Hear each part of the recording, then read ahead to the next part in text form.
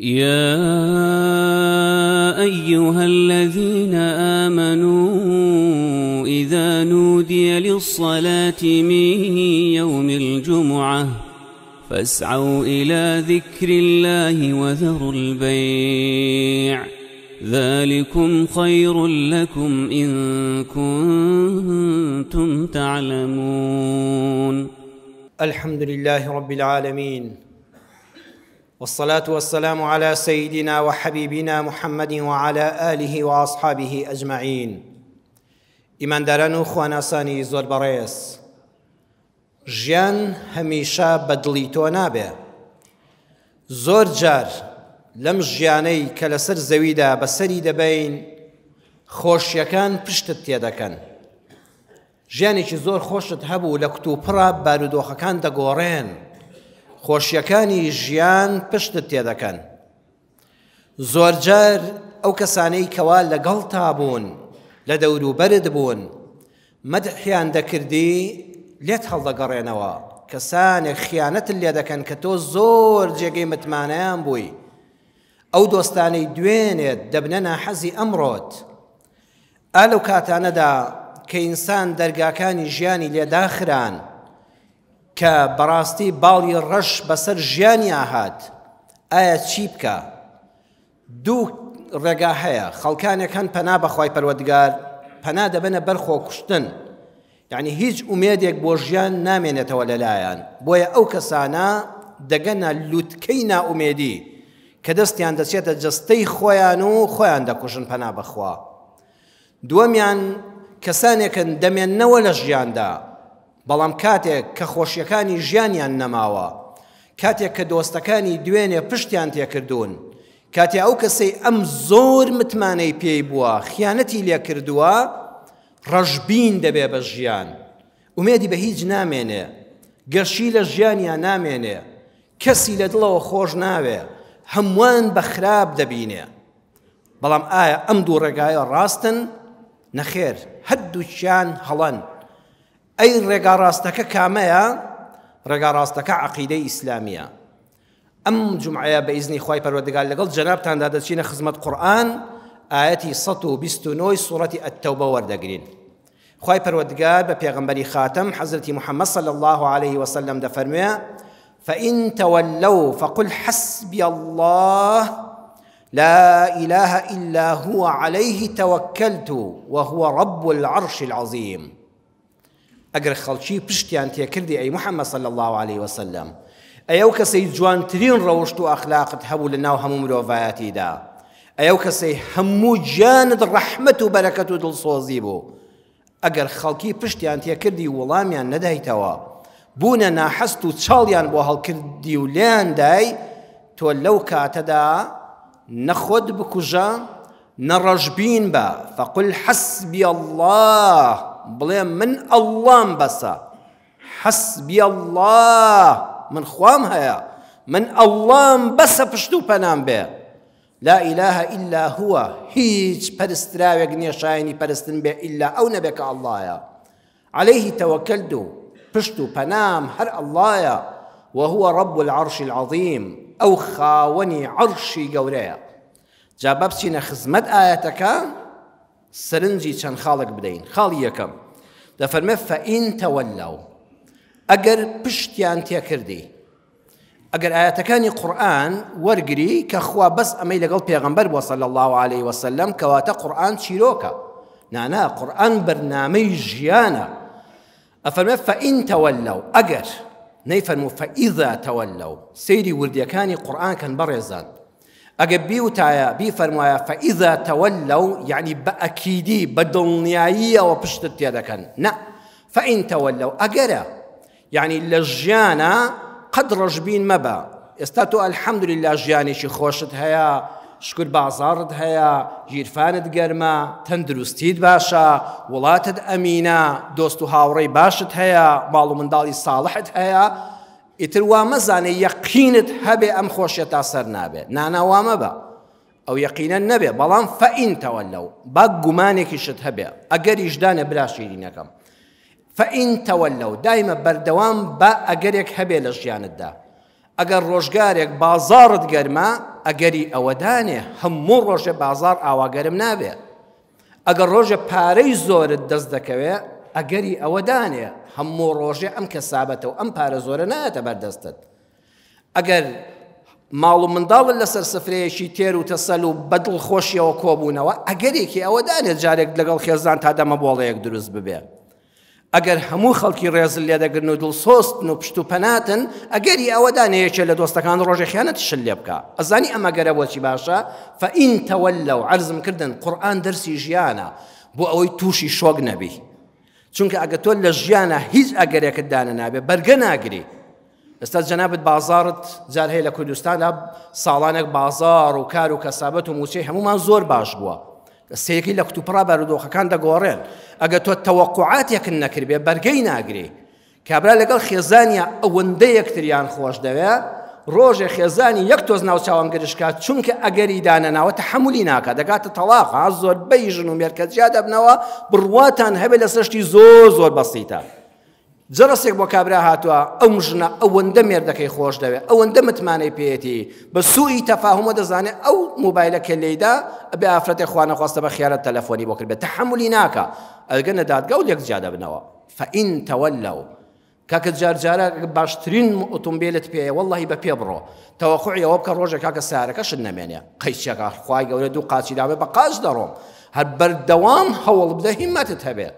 الحەمدولله خوای پەروەردگار عەقڵ و مێشک و زیرەکی داوێ ئەگە قاچەکانیشم نییە لەسەر عەرەبانەیەکیشم سوپاس بۆ خوا هیممەتم هەیە هیممەتەکان دایمە ئەگەرێک دانێ ئەگە قاچیشم نەبێت دەتوانم لەسەر عەرەبانەیەک ژیانی خۆم بەرمە سەر ئەگەر لە جێگا شابکەوە ئێستا ئافرەت هەیە لەم شاری هەولێرەدا هەردوو قاچی کار ناکەوە مامۆستای زانکۆیە دەیەهات تەلەبەی دکتۆرا لەبەردەستیا دەخوێنن چاولێیە هیممەتت هەبێ فەئین تەوەلەو گومانێک دانێ ئەگەرێک دانێ ئەگەر ئەم بارودۆخە سوورە تووشی شۆکێکی وانەبی تەحەمولی نەکەی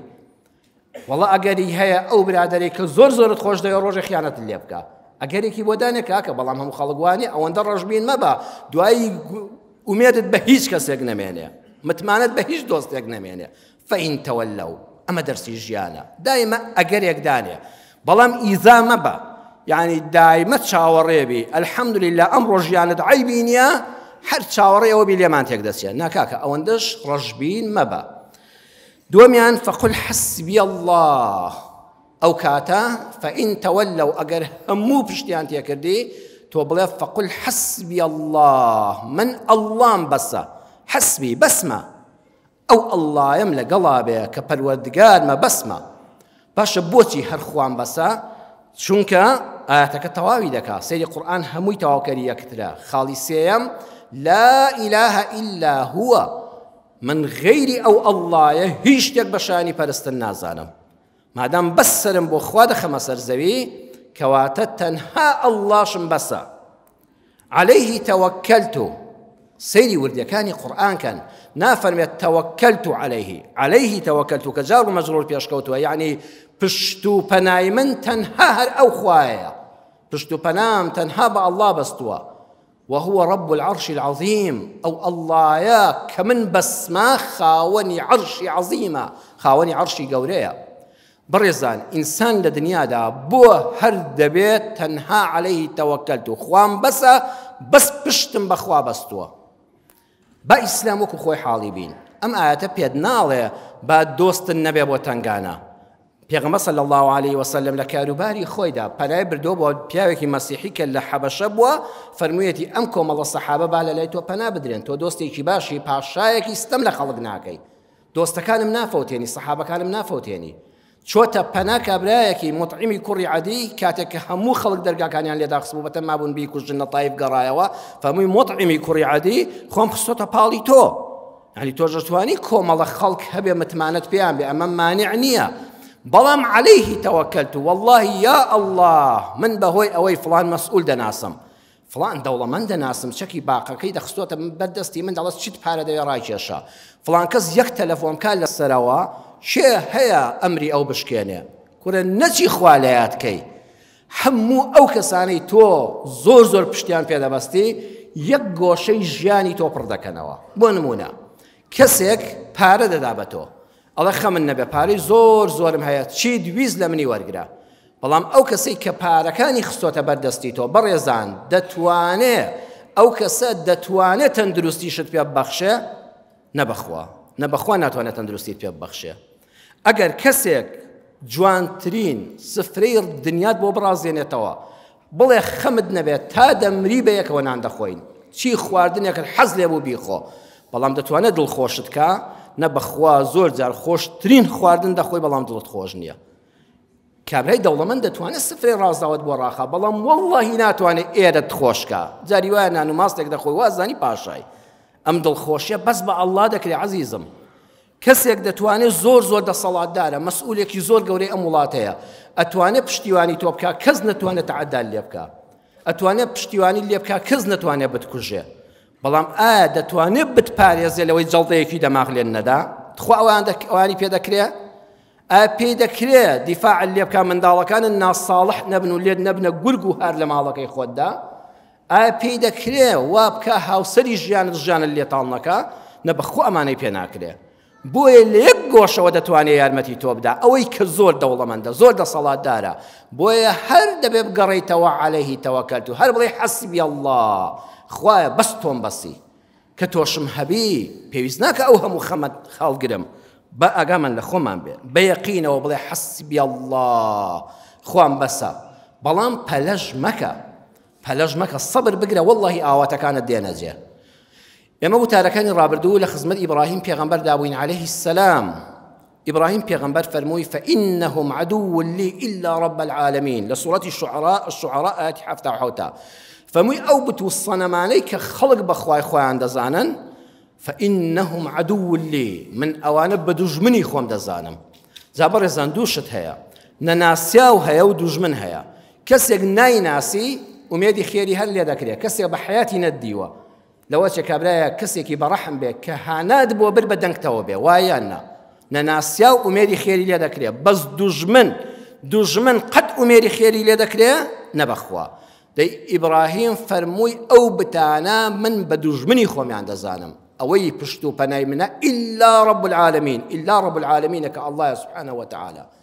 مەینەتیەکانمان باس کرد لە جومعەکانی ڕابردوودا، ئێستا بزانین خوا چۆن دەرگای لێ کردەوە، بەڵام سەبری گرت. یەکەمیان کاتە خرایە ئاگرەوە خوا فەرمووی یا نار کونی بەردەن وسەلاما على ئیبراهیم، ئەی ئاگر ساردێکی سەلامەت بە لەسەر ئیبراهیم. بەڕێزان حتا قیامەت جارش کە ئاگر ساردێکی سەلامەت نابێ. ئەی جەنابەت دەڵێ باشە خوا ئەمەی بۆچی بۆ ئێمە باس کردووە کە تێپەڕیوە؟ نا قورئان تێناپەڕێ، قورئانتان کە خوێندەوە بۆ ئەمڕۆ تەماشایکەن. یا نار کونی بەردەن وسەلاما على ئیبراهیم واللهی لە ژیانی من و تۆشا بینیومانە. یعنی پێت دەڵێ ئەو شتەی کە تۆ زۆر لێی دەترسی لە ژیانە ئەگەر بڵێ حەسبی الله خوایە تۆم بەسی و پشتم بە تەنها بە تۆ بەستووە یەقینت هەبێ خوا 100% پێچەوانەکەت بۆ دێنێتە جێ 100%. آخر ئاگر ببێتە وەکو کڵۆسە هۆڵێکی سەلامەتی لێبێ کە نەشت بەستێ نەبێتە مجەمیدا، پشکۆی ئاگر ببێتە کڵۆی سەهۆڵ ئەوە 100% پێچەوانە نییە. دەوەڵڵی ئاوا لە ژیانە ناومێد مەبە. ئەو کاتەی کە دەڵێ هیچ مەجالێک نەماوە دەرگای خوا ماوە. چۆن ئاگر بوو بە ساردی سەلامەت خوا ئاوا 100% بارودۆخەکە بۆ تۆ دەگۆڕێ. وەڵڵەهی بینیومانە لە ژیانە کە ئەوەی تەوەقوع نەکردووە سوپاس بۆ خوا هاتووەتە جێ، خوا ڕزگاری کردووی. دووەمیان لە پیریدا چەند ساڵ دوعای کردووە، نزیکی 70 دانە ساڵی تەمەن، یعنی ئەگەر لە 20 ساڵیش نییە نەبێ 50 ساڵ 50 ساڵ داوای کردووە خوایە مناڵم پێ ببەخشی، خوایە مناڵم پێ ببەخشی. بەڕێزان گرفتی ئێمە لەوەدایە نیوەڕۆ دوعا دەکەین ئەمانەوە کە لە مزگەوت چوینە دەرەوە ئەنجامەکەمان بینی بێ نابێ. 50 دانە ساڵ زیاترە ئیبراهیم دوعا دەکەی یا ئەڵڵه کۆرپەیەکی ساڵحم پێ ببەخشە. دوای نزیکی 50 ساڵ لە دوو ژن مناڵی نەبوو، ئەمجا لە هەردووچیان خوای گەورە کوڕی پێبەخشی. ژنە کۆنەکەشی ژنە پیرەکە ئەویش منداڵی بوو، ژنە گەنجەکەشی منداڵی بوو. قورئان دەفەرمێ لە سوورەتی ئیبراهیم ئاەتی 39 الحمد لله الذي وهب لي على الكبر إسماعيل وإسحاق إن ربي لسميع الدعاء. يا ربي خوایە سوپاس بۆ تۆ یا ئەڵڵا ئەو پەروەردگارەی وەهەبە، وەهەبە یعنی پێبەخشیم، پێبەخشینێک لە تەوەقوعی هیچ مرۆڤێکی سەرزەوی و پزیشکێکی سەرزەویدا نەبووە. على الكبر خوايا بمسري سبيو آخر تمنوا بيد بخشيم لهاجر خاتون إسماعيل لسارة خاتون إسحاق خواي قولت دوكري لهدو خيزانك بيد بخشي قد كاكنا أميد مبا خلق نبو لم شاردا دوای 17 ساڵ لە هاوسەگیری منداڵی بوو هەر لە ماوانەی پێشوودا خەڵکێکم بینیوە بە ناسیاویش دەیناسم بەڕێزان دوای 11 ساڵ لە هاوسەرگیری 4-5 وڵاتی ئێران و تورکیا و ئەردەن و ئەڵمانیا ئەوانەی کرد لە ئەردەن پێیان وتبوو ئەو دیوارە ڕقا مناڵی لێ بێتە دەرەوە ئەم ژنە مناڵی نابێ لەبەرەوە پێویست ناکە هیچی تر پارەی خۆتان بە فیڕۆ بدەن سبحان الله كاتك كتنها دان قد حسبي الله هر ذكري خوان ذكر آفرته حاملة بو دوكري بس كيك بو برزان على الكبري خوايا أو كاتك كدن قد أتقد من ألمان نابية إن ربي لسميع الدعاء أي خواي من شون دعاء كان ده بيسته خوايا بيستت بلان برزان إيه مقرفته كمان وي زور ببلين بلا مكا تو بش بخوا بس تبلي حسبي الله بيسفير بخوا خوا خوي دزانه لشكاتك بيد بخشه سيميان لبرهمي حسبي الله كدرشمي إبراهيم پیغمبره كاتك آواره و دربدر بو باوك هيچي ندايا خزم هيچي ندايا لان اجتماعي خود نميني هر رجل ولاتيك بي يا فقير بي بەڵام والله خۆی گەورە قەرەبووی بۆ کردەوە ئەوەندە دەوڵەمەند بوو ئیبراهیم زۆر دەوڵەمەند بووە بەڵگەمان چیە بەڵگەمان قورئانە سوورەتی ئەذاریات ئاەتی 26 کاتێ فریشتەکان لەسەر شکڵی مرۆڤ چوون بۆ میوانداری ئیبراهیم نەیناسین پێغەمبەرانیش غەیب نازانن والله وی زانی ئەوانە کۆمەڵە مرۆڤێکن کۆمەڵە میوانێکی گەنجن هاتون بۆ میوانداری فجاء بعجل سمين نەچوو مریشکێ کەڵەشێرێکیان بۆ کوژێ و سەر بڕێت چوو گۆلچێکی گەلێک قەڵەوی بۆ سەر بڕین یعنی هەر بۆ 3-4 میوان گۆلچێکی سەردەبڕی ئەمە نیشانەی چییە؟ نیشانەی ئەوەیە خوای گەورە چونکە ئەم لەبەر خوا خۆی تەسلیمی خوا کردبوو لەبەر خوا وای لێ هاتبوو خوا قەرەبووی بۆ کردەوە بە دووشت دڵی دەوڵەمەند ماڵی زۆر جا هەیە خوای گەورە زۆری پێبەخشیوە بەڵام بەخوا دڵێکی ئەوەندە فەقیری هەیە 1 تاکە دۆلار لە دەستی نایەتە دەرەوە نەخۆی نە مسڵمانە نە قیامەتی ئیستیفادەی لێ ناکە ئەوە فەقیرە ئەوە هیچ نییە ئیبراهیم هەم ماڵی خوا زۆر پێبەخشی هەم دڵی دەوڵەمەند کرد نەیفەرموو 3-4 کەس دوو مریشکیان بەسە واقعیانیش وایە نەچوو بزنێکی مەڕێکیان بۆ سەر بڕێ فجاء بعجل سمين یەک گوێرەکەی نێری گەورەی بۆ سەر بڕین ئەوە نیشانی دڵکراوەیە ئەوە سەخاوەتمەندیە هەم دڵی دەوڵەمەند بوو هەم ماڵی زۆری هەبوو خوا قەرەبووی بۆ کردەوە چوارەمیان بوشێکی خراپی هەبوو عەرزم کردن جومعەی ڕابردوو کاتێکە هات بە چ خەفەتێکەوە گەڕایەوە بەڵام هەر دوای ماوەیەک خوای گەورە ئەم ناڕەحەتیەشی لەسەر لابرد جاری دووەم کە هاتەوە لە وڵاتی شامەوە لە فەلەستینەوە بۆ حیجاز بۆ مەککە ئەم جارەش بیستی ئیبراهیم ژنی هێناوەت ئیسماعیل ژنی هێناوەتەوە ئیسماعیلی کوڕی ژنی هێناوەتەوە هەموو ئەو ڕێگای چەند سەد کیلۆمەترە 400-500 کیلۆمەترە بە سواری وڵاغیان بە پێڕۆیشتووە بەس بیری ئەوەی هەبوو خوایە ئەم جارە دەبێ بووکەکەم چۆن بێ خوایە بووکەکەم مایەی حەسانەوەی کوڕەکەم بێ ئەم جارە کە لە دەرگایدا هەر دەیگوت حەسبی الله خوایە تۆمان بەسی خوایە بەخوا بە من هیچ ناکرێ بە تۆم سپار کوڕەکەم خوایە بە بوشێکی ساڵح بیحەسێنیتەوە ساڵیحە بیحەسێنیتەوە دەفەرمێ کاتێک کە لە دەرگایدا و دەرگای کردەوە وتی ماڵی ئیسماعیلە ئافرەتێکی داهۆشراوی ڕێکوپێکی زمان شیرینی بە حورمەت وتی بەڵێ مامە گیان مامە پیرە یەخوا بەخێر بێ نەیزانی ئەوە باوکی ئیسماعیل ئەمە خەزوریەتی یەکەم جارە یەکتر ببینن وتی ئەی ئیسماعیل لە ماڵە وتی نەوەڵڵا خەرەجە یەسعی لەنا وتی ڕۆیشتووە لە پێناوی ئێمەدا شتێک پەیداکە جا سەیری وردی و شەکانی حەدیسەکەکان وتی ڕۆیشتووە لەنا لە پێناوی ئێمەدا خۆی گەورە بیپارێزێ ڕۆیشتووە پارێک نانمان بۆ پەیداکە ئاژەڵێک ڕاوکە هەندێک ژوگای کێویمان بۆ بێنێتەوە و ژەمەکانی پێبەڕێکەین ئەمە دەرسە بۆ خوشکان والله هەر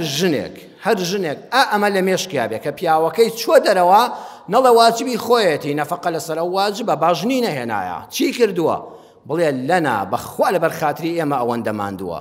ژن ئەگەر لەبەر چاوی بوو والله کێشەی ماڵەکان هەموو کۆتایان پێدێ